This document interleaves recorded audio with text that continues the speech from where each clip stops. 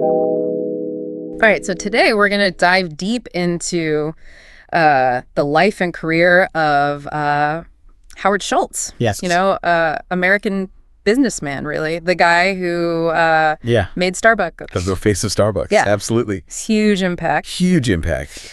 Not just in the coffee world, but Beyond coffee. business, sports, Yeah. politics, you name it. Yeah, we've got his extensive Wikipedia entry as our source today. Yeah. And wow. Yeah. There is a lot to unpack here. There is a lot. It's really impressive, the scope of his career. Yeah. It really is. I mean, it spans decades and different industries and just a lot of different things that he was involved in. Yeah, and that's kind of our goal today is to give you like the shortcut to understanding the key elements of this guy's life. Right. And his influence on American culture and business. Absolutely. I mean, that's what we try to do here is take these really dense information sources and break them down into something that's digestible and fun and interesting for people. Yeah, make it fun, make it interesting. That's the important part. Exactly. So why don't we start with his early life? Sure. His roots, where he came from. Yeah. So he grew up in Brooklyn, New York. Yeah. In the Canarsie public housing projects. Mm. And it's interesting because Public housing.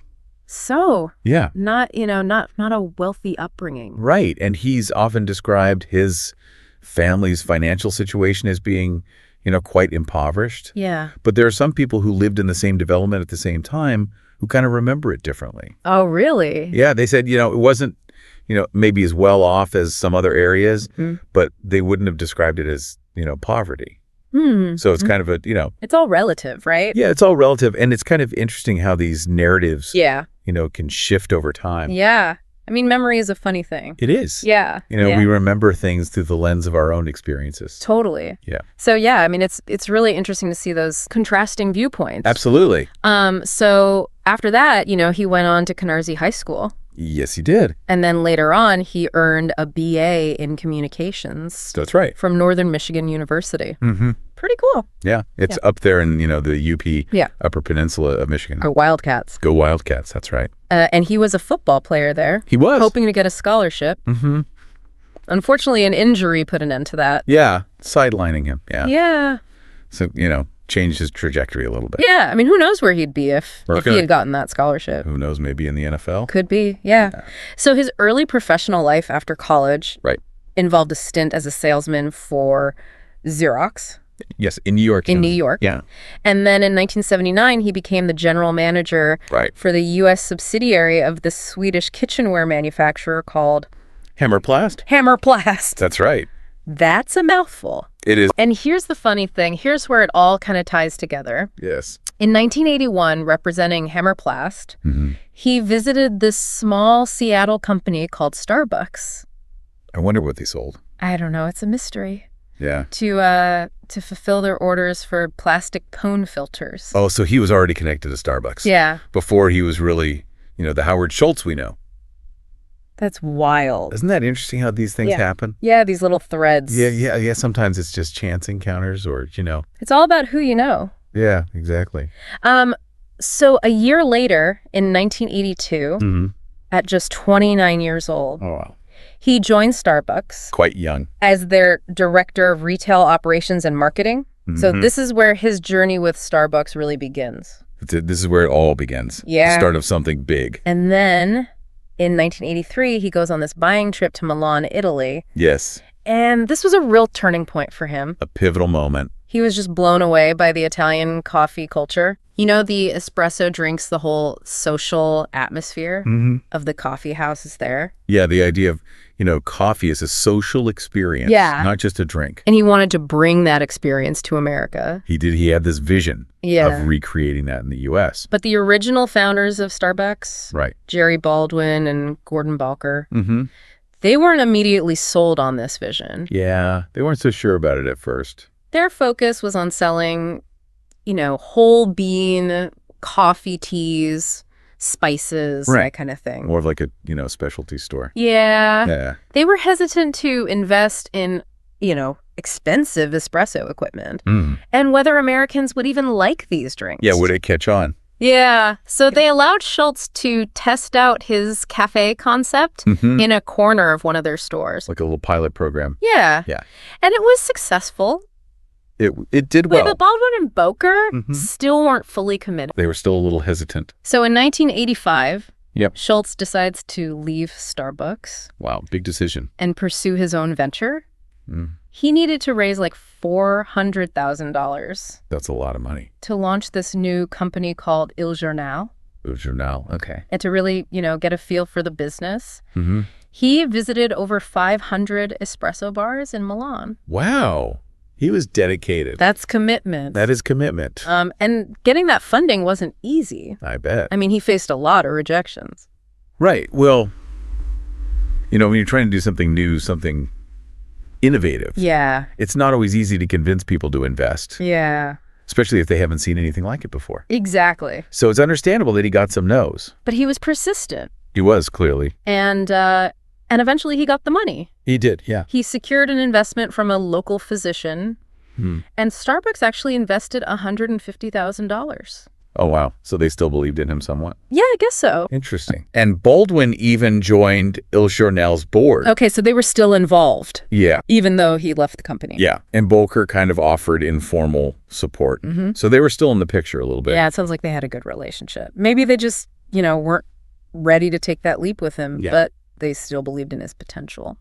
So by 1986, he had the capital he needed. And he opened the first Il Journal. Okay. Which was named after a Milanese newspaper.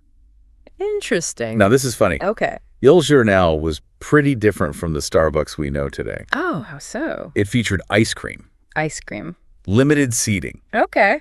And they even played opera music. Opera music. Yeah. Wow, that's a different vibe. Yeah. Not exactly what you picture when you think of Starbucks now. I know, right? But hey, maybe that was part of the appeal back then. Maybe so, yeah. Oh, well. So then in 1987... the original Starbucks management, they decided to sell their retail operations to Schultz and Il Journal. So he bought them out.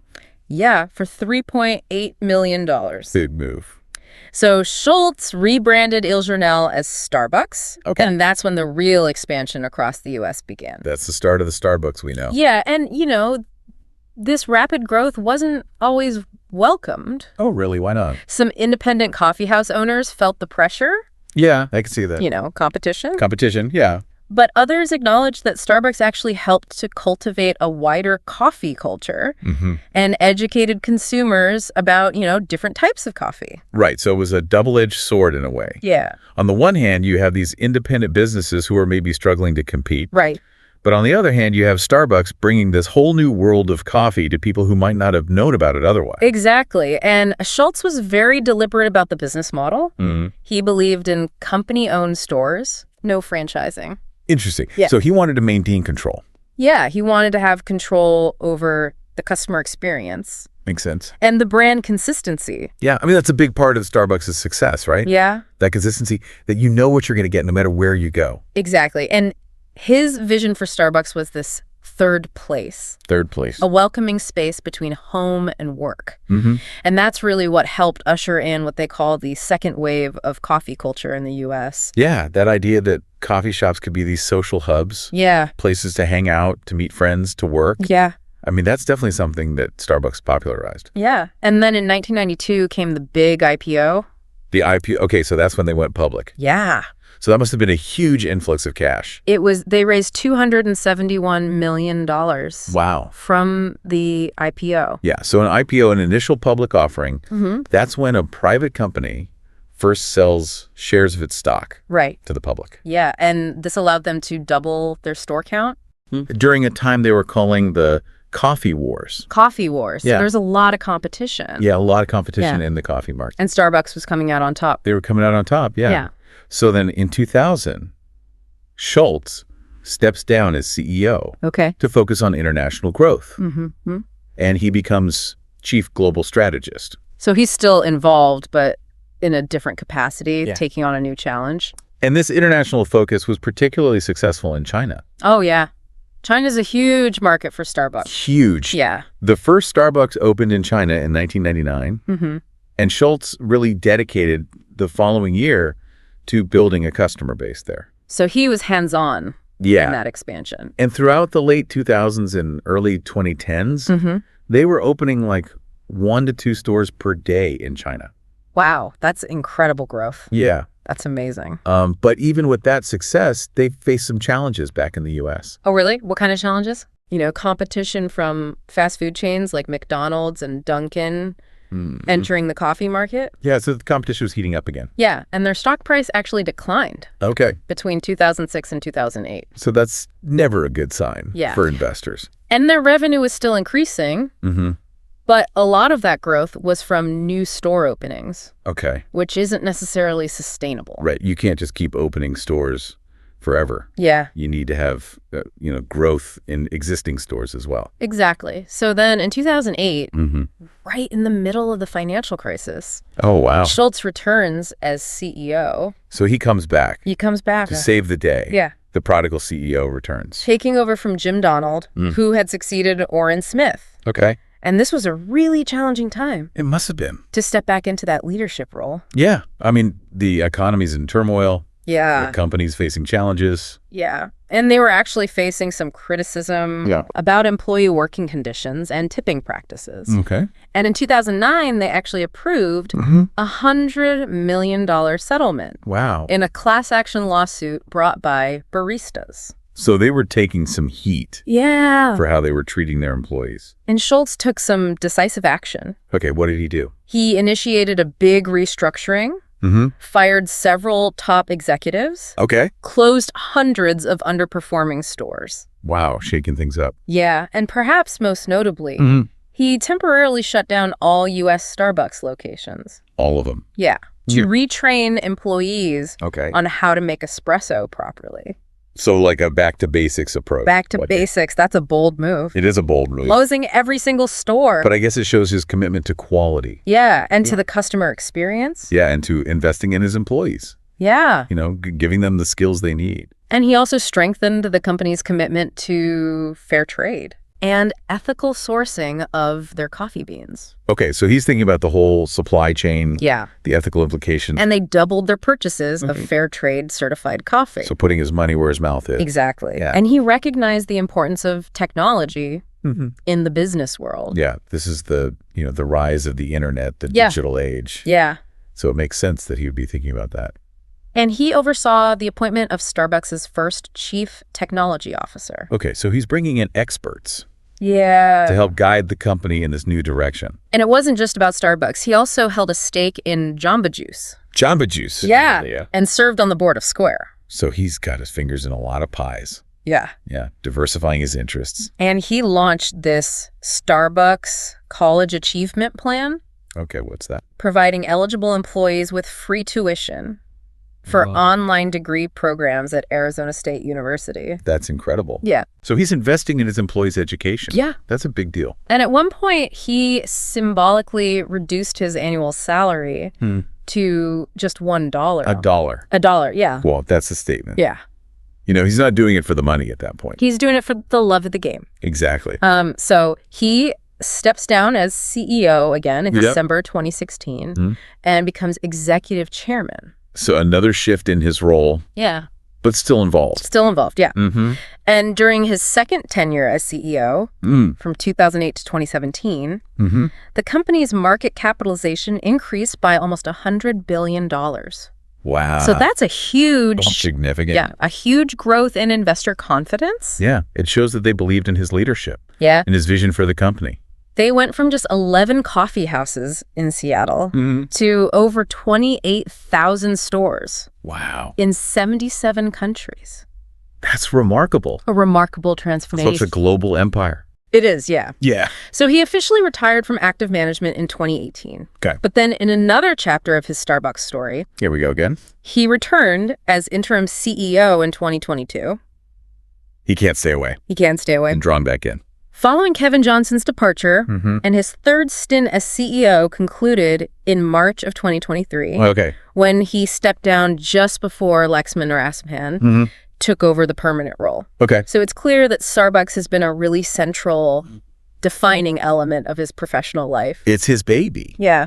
He built it up from, practically nothing to what it is today. So let's move on to his foray into the world of professional sports. All right, sports. So in 2001, he led an investment group that bought the Seattle Supersonics. The Sonics, okay. And the Seattle Storm. The WNBA team. Yeah, for $200 million. Okay, big purchase. And as the owner of the Sonics, he faced a lot of criticism. Oh, really? What? Some people felt like he was running the team more as a business than a sports franchise. So not focused enough on winning. Not focused enough on winning, right. Yeah. More on the bottom line. And he also had this very public feud with the team's star player, Gary Payton. Gary Payton, the glove. The glove, yeah. I remember him. And he publicly stated that Key Arena, which was the Sonics' home venue, needed major upgrades or a new arena to be financially viable. Makes sense. For the team. Yeah, I mean, arenas are expensive to maintain and to, keep up to date. And he said that if public funding wasn't approved to support these improvements, he would have to consider selling or relocating the team. So he was putting pressure on the city to help out. And ultimately, in 2006, after failing to get that public funding, he sold the Supersonics to an ownership group in Oklahoma City for $350 million. So they moved to Oklahoma City. They did. Okay. And this sale was incredibly controversial in Seattle. Yeah, I bet. I mean, it really damaged his popularity in the city. Makes sense. People were heartbroken. Yeah. To lose their team. There was even a lawsuit that he filed trying to reverse the sale. Oh, really? But he eventually dropped it. And the Sonics, of course, relocated to Oklahoma City and became the Oklahoma City Thunder. Right. Yeah, Kevin Durant, Russell Westbrook, those guys. And the sale was so unpopular that in a local poll, Howard Schultz was voted the person most responsible for the team's departure. Not a good look. Yeah. But years later, in 2019, he publicly accepted full responsibility for the sale. That's big of him. Yeah. And he said it was one of the biggest regrets of his professional life and that he should have been willing to take the financial losses until a local buyer could be found. So he's admitting that he made a mistake. Yeah. And that he wishes he had done things differently. So it's pretty cool to see that level of reflection. It's refreshing to see someone take ownership of their actions. Especially someone in his position. Right. So beyond his business and sports ventures, he's also an author. An author? Oh, wow. He's written 4 books. Okay. And his books tend to blend elements of memoir with discussions of corporate social responsibility and his business philosophy. So kind of like a, part memoir, part business advice. Yeah. So his first book, Pour Your Heart Into It, subtitle, How Starbucks Built a Company One Cup at a Time, pitchy, was published in 1997. And it gives insights into the early days of Starbucks and kind of the guiding principles of the company. It's like the origin story of Starbucks. And then in 2011, he released Onward. Subtitle, How Starbucks Fought for Its Life Without Losing Its Soul. Okay. And this one chronicles the company's struggles during the economic downturn and his return as CEO. Right. So kind of a comeback story. Yeah. For both him and the company. And this book got some mixed reviews. Okay. Some people liked it. They appreciated his honesty. Yeah. But others felt like it was lacking in self-reflection. And kind of leaned towards self-promotion. Yeah, it's tough to be objective about your own story. Totally, yeah. Especially when you're, successful. A successful business leader. Yeah. Yeah. His third book, For Love of Country. For Love of Country. Subtitle, What Our Veterans Can Teach Us About Citizenship, Service, and Sacrifice. Was co-authored in 2014. And it focused on the experiences of veterans. And this one was generally met with positive reviews. So people liked that one. Good for him. And then his most recent book, From the Ground Up. From the Ground Up. Subtitle, A Journey to Reimagine the Promise of America. Interesting. Was published in 2019. And this one was widely seen as a potential precursor. Oh, really? To a presidential run. Okay. It explores these broader societal issues and his vision for the country. So kind of laying the groundwork for a potential campaign. And it got some mixed to negative reviews. Okay. Partly because of the speculation about his political ambitions. Some critics found it uninspired, while others saw it through the lens of his potential candidacy. Yeah. So it's hard to separate the book from the politics. Despite some of the negative reactions, it did become a bestseller. It did. Okay, so people were still interested in what he had to say. All right, so let's shift gears a little bit and talk about his political views. All right, politics. So he's generally described as having these neoliberal, centrist, and technocratic leanings. And since 2019, he's identified as a political independent. He was previously affiliated with the Democratic Party. Okay, so he's kind of in the middle. Yeah. Not aligning with either party. And his positions tend to align with the Democratic platform on a lot of social issues. Okay. Like, he supports gun control measures and same-sex marriage. Okay. But on economic and fiscal matters, his views are generally more moderate. He advocates for free trade agreements and a balanced federal budget. So kind of a mix of views. Yeah. He's been involved in presidential elections in the past. He hosted a fundraiser for John Edwards in 2008. Okay. And he endorsed Barack Obama in both 2008 and 2012. Okay. And Hillary Clinton in 2016. All right, so he's been active in the political scene. And of course, there were those times when he considered running for president himself in 2012, 2016, and 2020 as an independent, but he ultimately decided against it. So he flirted with the idea, but never fully committed. One particularly noteworthy aspect of his public engagement has been his stance on labor unions. Of labor unions? Yeah. So throughout his leadership at Starbucks, going back to the late 1980s, the company has generally maintained a non-unionized workforce. Okay, so they've actively resisted unionization. And even when unionization efforts did begin, those unions often dissolved pretty quickly after the company responded. So they were effective at shutting down those efforts. And he actively lobbied against the Employee Free Choice Act in 2009. Okay, what was that? This was a proposed law that would have made it easier for workers to form unions. Okay, how so? By allowing union certification based on signing authorization cards rather than those secret ballot elections. So it would have been a simpler process. Yeah. And his philosophy, as he articulated in his memoir. Was that under his leadership? Okay. And with his direct engagement with employees, there wouldn't be a need for union representation. So he's saying he can take care of his employees. Yeah. Better than a union can. But with this recent resurgence of union organizing at Starbucks starting in 2022, his stance has faced renewed scrutiny. Yeah, because it's kind of going against what he had said before. And during his time as interim CEO, he described the company as being under assault. Under assault. From unionization. Strong words. Yeah. And there have been all these allegations of Starbucks firing employees